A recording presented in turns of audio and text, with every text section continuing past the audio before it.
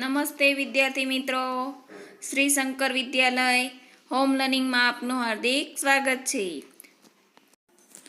ધોરણ 2 વિષય હિન્દી શબ્દોના ગુજરાતી અર્થ. તો આજે વિદ્યાર્થી મિત્રો આપણે હિન્દી શબ્દોના ગુજરાતી અર્થ વિશે શીખીશું. તો વિદ્યાર્થી મિત્રો આજે આપણે હિન્દી શબ્દોના ગુજરાતી અર્થ જોઈશું. તમને પણ કેટલાક શબ્દોથી પરિચિત હશો, જેમ કે જલ. જલ એટલે પાણી, એ તમને પણ ખબર હશે. જલ એટલે પાણી. ફલ, ફલ એટલે ફળ. નલ, નલ એટલે જે આપણે હાથ ધોવા માટે નળ ચાલુ કરીએ છીએ તે નળ. નળ એટલે નળ. તો વિદ્યાર્થી મિત્રો આવા ઘણા શબ્દો હશે જે તમે એને ઓળખતા હશો અને એના અર્થની પણ તમને ખબર હશે. એવી જ રીતે આગળ આમ. આમ એટલે કેરી. બાગ, બાગ એટલે બગીચો. ડાક, ડાક એટલે ટપાલ અને ડાકિયા એટલે ટપાલી. વિદ્યાર્થી મિત્રો અહીંયા ભૂલથી ટપાલી લખાઈ ગયું છે, પણ તમારે ડાક એટલે ટપાલ લખવાનું. ડાક એટલે ટપાલ. સાલ, સાલ એટલે વર્ષ. 2020, 2019 જેમ નવું વર્ષ શરૂ થાય એમ સાલ એટલે વર્ષ. ચારા, ચારા એટલે ઘાસચારો, જેને આપણે ગુજરાતીમાં ઘાસચારો કહીએ, હિન્દીમાં ચારા કહેવાય, જે ઢોર ઢાંખરને નાખવામાં આવે છે. કાલા, કાલા એટલે રંગ, કાળો રંગ. કાલા એટલે કાળો. ફસલ, ફસલ એટલે પાક. આપણે ઘઉંનો પાક વાવ્યો હોય, બાજરીનો પાક વાવ્યો હોય, કપાસનો પાક વાવ્યો હોય, ઘઉં વાવ્યા હોય અને પાકીને તૈયાર થઈ જાય એ ફસલ, પાક. મહલ, મહલ એટલે મહેલ. મહલ એટલે મહેલ. મટર, મટર એટલે વટાણા. મટર એટલે વટાણા. સફર, સફર કરવું એટલે પ્રવાસ કરવો, મુસાફરી કરવી. સફર એટલે પ્રવાસ, મુસાફરી. બાદલ, બાદલ એટલે વાદળ. બાદલ એટલે વાદળ. ચાવલ, ચાવલ એટલે ચોખા. ચાવલ એટલે ચોખા. ગમલા, ગમલા એટલે કુંડું. ગમલા એટલે કુંડું. મટકા, મટકા એટલે માટલી. મટકા એટલે માટલી. કમરા, કમરા એટલે ઓરડો, જેને આપણે રૂમ કહીએ છીએ. આપણા ઘરની અંદર રૂમ, રસોડું અથવા રૂમ, 2 રૂમ, 3 રૂમ, એને ઓરડો, ગુજરાતીમાં સાદી ભાષામાં ઓરડો કહેવાય. તરાજુ, તરાજુ એટલે ત્રાજવું, જે વજન જોખીએ છીએ, જેનાથી આપણે વસ્તુ જોખીએ છીએ, કિલોમાં, ગ્રામમાં, એને ત્રાજવું કહેવાય. જૂતે, જૂતે એટલે ચંપલ. ચંપલ, બૂટ, સેન્ડલ આ બધાને હિન્દીમાં ટૂંકમાં જૂતા કહેવાય. સેબ, સેબ એટલે સફરજન. સેબ એટલે સફરજન. સેબ એટલે સફરજન. તરબૂચ, તરબૂચ એટલે તડબૂચ. હિન્દીમાં તરબૂચ બોલાય અને ગુજરાતીમાં તડબૂચ બોલાય. બૈલ, બૈલ એટલે બળદ. પૈર, પૈર એટલે પગ. તોતા, તોતા એટલે પોપટ. રોટી, રોટી એટલે રોટલી. આપણે જે ગુજરાતી ભાષામાં રોટલી કહીએ, હિન્દીમાં રોટી બોલાય. ને કૌવા, કૌવા એટલે કાગડો. તો વિદ્યાર્થી મિત્રો આમાંથી ઘણા ખરા શબ્દોને તમે અનુભવ થયો હશે અને તેનો અર્થ પણ તમે જાણતા હશો. હવે આગળ એવા બીજા શબ્દો જોઈશું. તો વિદ્યાર્થી મિત્રો આમાં ઘણા ખરા શબ્દો આપણા રોજિંદા વપરાશના શબ્દો છે. તો હવે આગળ નાલા. નાલા એટલે નહેર. જે ગામડાની અંદર ખેતીવાડી માટે પાણીની નહેર છોડવામાં આવે છે તે નહેર. એને હિન્દીમાં નાલા કહેવાય. શું કહેવાય? નાલા. ગઢ. ગઢ એટલે ઈડરિયો ગઢ ચડ્યા. ગઢ એટલે પર્વત. ગઢ એટલે પર્વત. બાજા. બાજા બજા કર ગાના ગા. બાજા એટલે તમને ખબર જ હશે વિદ્યાર્થી મિત્રો, એવું વાજુ આવતું હતું જે મોઢેથી વગાડતા હતા. બરાબર? બાજા એટલે વાજુ. પીન. પીન એટલે ટાંકણી. નૌકા. નૌકા એટલે હોડી. ગળી. ગળી એટલે ઘડિયાળ. અંગુર. અંગુર એટલે દ્રાક્ષ. અન્ન. અન્ન ગલે से पेट में पहुंचता है तो अन्न. अन्न એટલે અનાજ. બાલ. બાલ એટલે વાળ. ચરખા. ચરખા એટલે ગાંધીજીનો ચરખો. અનાર. અનાર એટલે દાડમ. ટમાટર. ટમાટર એટલે ટામેટું. કિસાન. કિસાન એટલે ખેડૂત. મોસમ. મોસમ એટલે ઋતુ. વરસની ઋતુઓ કેટલી? 3. શિયાળો, ઉનાળો, ચોમાસું. તો મોસમ બદલાય, ઋતુ બદલાય એવું કહેવાય. ખિલોના. ખિલોના એટલે રમકડું. ખાદ. ખાદ એટલે ખાતર. જહાજ. જહાજ એટલે વહાણ. પાણીની અંદર ચાલે તે વહાણ. ગલા. ગલા એટલે ગળું. ગલા એટલે ગળું. ભૈયા. ભૈયા એટલે ભાઈ. મૈયા. મૈયા એટલે માતા. અંગ્રેજીમાં મધર કહેવાય, હિન્દીમાં મૈયા કહેવાય અને ગુજરાતીમાં માતા કહેવાય. સૈર. સૈર એટલે પ્રવાસ. સૈર કરવું. સૈર એટલે પ્રવાસ. ડાલ. ડાળ એટલે ડાળી. ઝાડની ડાળી. લડકા. લડકા એટલે છોકરો.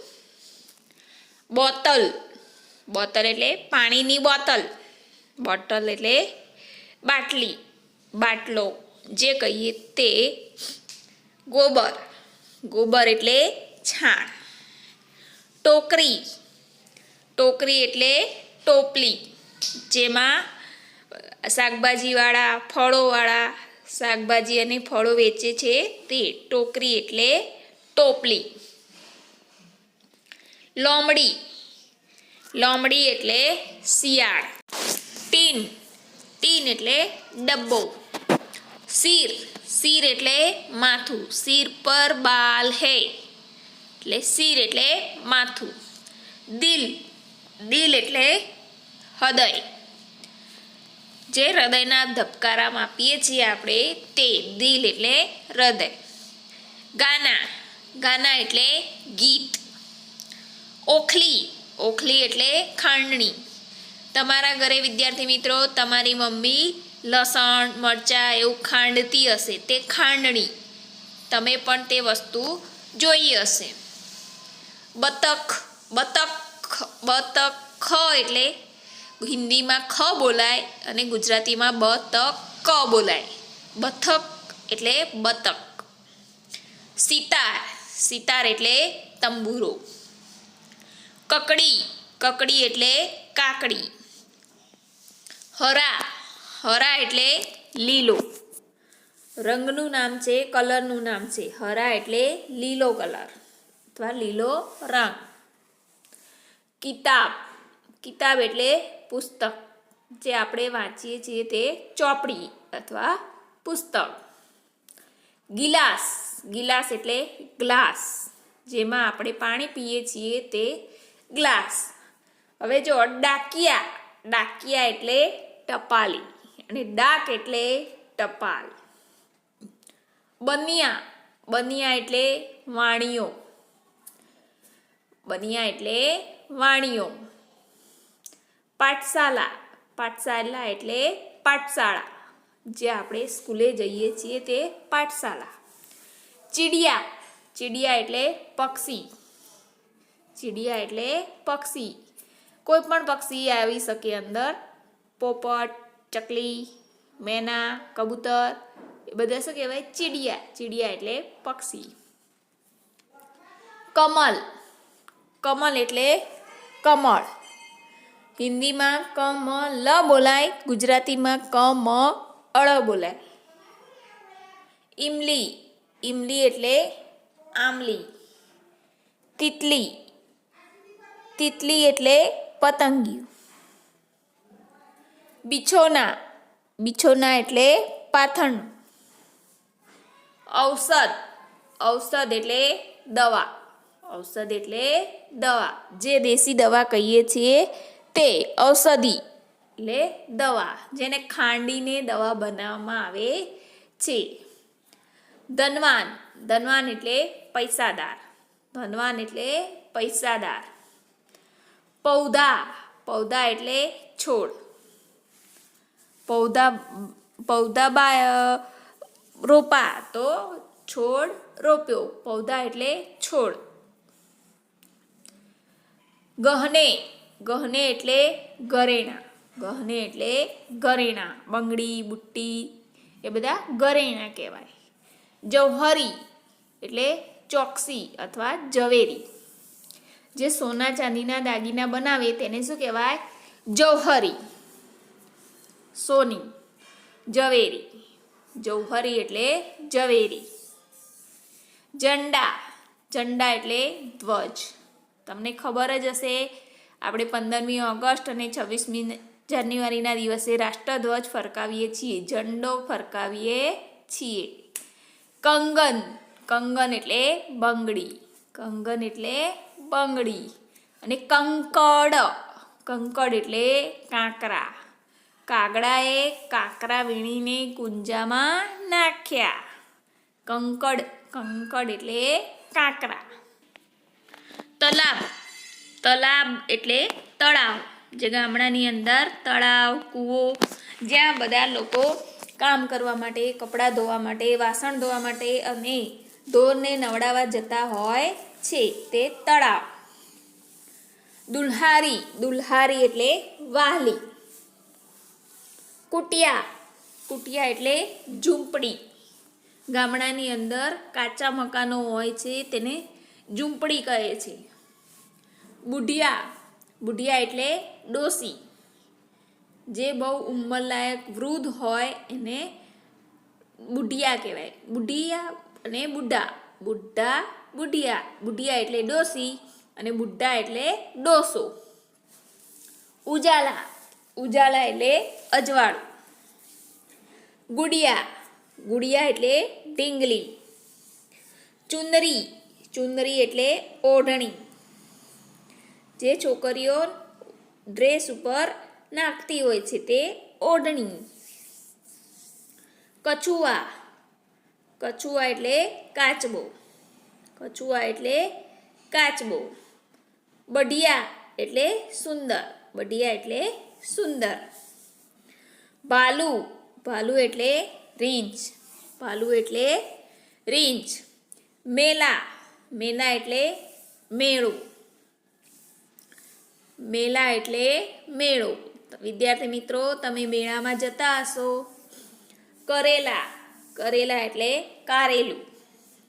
ઠઠેરા, ઠઠેરા એટલે કંસારો. જે વાસણો બનાવે છે તે કંસારો. સહેલી, સહેલી એટલે બેનપણી. બરસાત એટલે વરસાદ. બાઘ, બાઘ એટલે વાઘ. શેર, શેર એટલે સિંહ. હિન્દીમાં શેર કહેવાય, ગુજરાતીમાં સિંહ કહેવાય. સામ, સામ એટલે સાંજ. સાંજ પડી. દંગલ, દંગલ એટલે લડાઈ. જે રાજા મહારાજાઓમાં લોકો લડાઈ કરતા હતા એકબીજા સામે તે દંગલ. દંગલ એટલે લડાઈ. પ્યાસ, પ્યાસ એટલે તરસ. હડ્ડી, હડ્ડી, હડ્ડિયા તોડવું એટલે હડ્ડી એટલે હાડકાં. આપણા શરીરની અંદર જે હાડકાં હોય છે તે હડ્ડી કહેવાય. શું કહેવાય? હડ્ડી. પૂંછ, પૂંછ એટલે પૂંછડી, પૂંછ એટલે પૂંછડી. શિર, શિર એટલે માથું, શિર એટલે માથું. સિંગ, સિંગ એટલે શિંગડા, સિંગ એટલે શિંગડા. ઉપલે, ઉપલે એટલે છાણા, ઉપલે એટલે છાણા.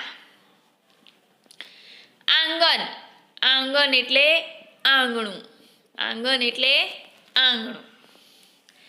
ચિતકબરી એટલે કાબરચિત્રી, ચિતકબરી એટલે કાબરચિત્રા રંગની. તો વિદ્યાર્થી મિત્રો, અહીંયા હિન્દીનો અભ્યાસક્રમ પૂરો થયો. આ શબ્દો તમારે નોટબુકમાં લખી તૈયાર કરવા. પરીક્ષાની અંદર આ શબ્દો પૂછાશે. બરાબર? તો તમારે આ શબ્દોના ગુજરાતી અર્થ તૈયાર કરવા.